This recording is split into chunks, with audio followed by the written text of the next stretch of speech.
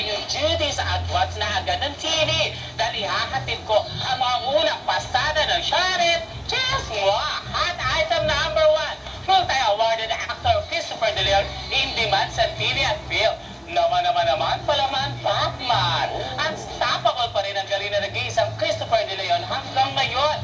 Dahil sa sunod-sunod na proyektong dumarating sa kanya ang latest project nga ni Poyet ay ang Missiles Bay with Rich Azul, Vivian Belos at Boots Anson Roa na mapapanood dito sa Kapatid Network.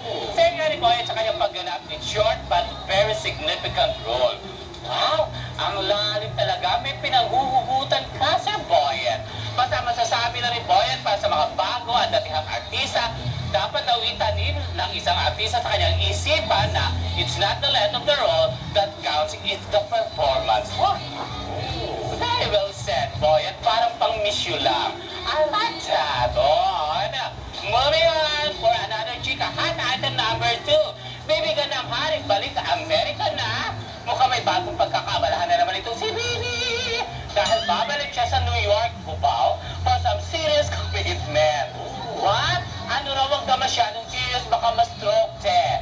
Eto na nga, wag na raw masada mga fans. Meron ba? Dahil 3 buwan lang naman daw siyang mawawala. Gawin mo ng 3 taon. Ay, busy na ang booker niya sa paghahanap ng gagawin niya trabaho pagdating doon. Tulad na lang ng pag-rapa sa stage kung saan muling magmumodel si Bibi. Yeah, baby! Yes! Para sa mga kumu-question sa kanya kung hindi daw ba issue ang edad sa modeling, ang say na ni Bibi, maswerte lang siya dahil di naman nalilimitahan sa mga racket niya sa ibang bansa. Talaga na ha?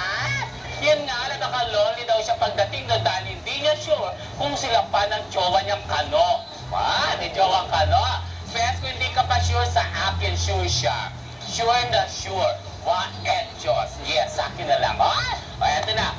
Wish na kontrahin ang bad that made the odds by even in our favor. Dahil eto na ang favorite ng sa katauhan. Walang labis and absolutely wacker. Ang mga pangyayari natin sa Kaleke Chart. P-A-K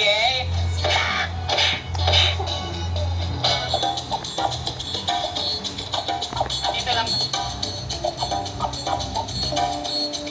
Dati pa tapos. Iiwan ako mag-isa. Hulaan nyo ha.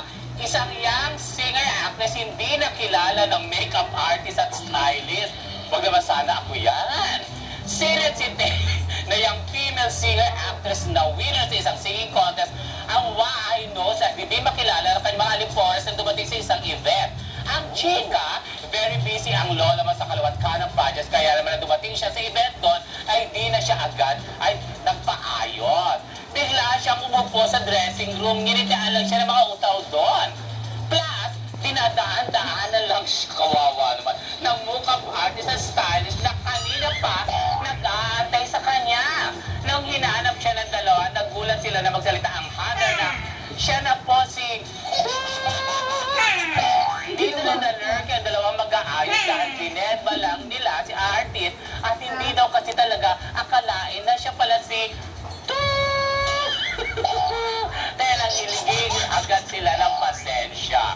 Ang clue, winner siya sa isang singing contest at pinadala rin siya sa abroad to compete a promising naman talagang edad. Talented talaga, kaya win siya doon. Kaya naman ang mother station niya talagang very pushy sa suporta maging sa pag-aayos sa kanyang best. Para overall impact na sa packaging. I-push mo yung pagpapabeauty para ikaw na ang mag-deadma next time, ha? Bakit siya dinedma? Kasi ang sabi sa akin, pinaayos daw ang pes, ang ilong, ang ayoko na, kasi mabubuking. Naku ko sa akin, sa tingin niyo ba kailangan ko ipaayos pa yung face ko sa magot kayo na mahusay? Ano talampakan na. Ang ganda ko, di ba? Ayan! Ayan, ito. Tutusukin ko sila sa stick. Totoo pag hindi na salita ng totoo, ha? Parang tuhog-tuhog na fistball. Speaking of sticks, abay, samahan natin si Mabuting Mamayan pagtusok ng secret to success na tuhog-tuhog food business. Yan at ang iba pang paiinit na balita sa magbabalik pa rin na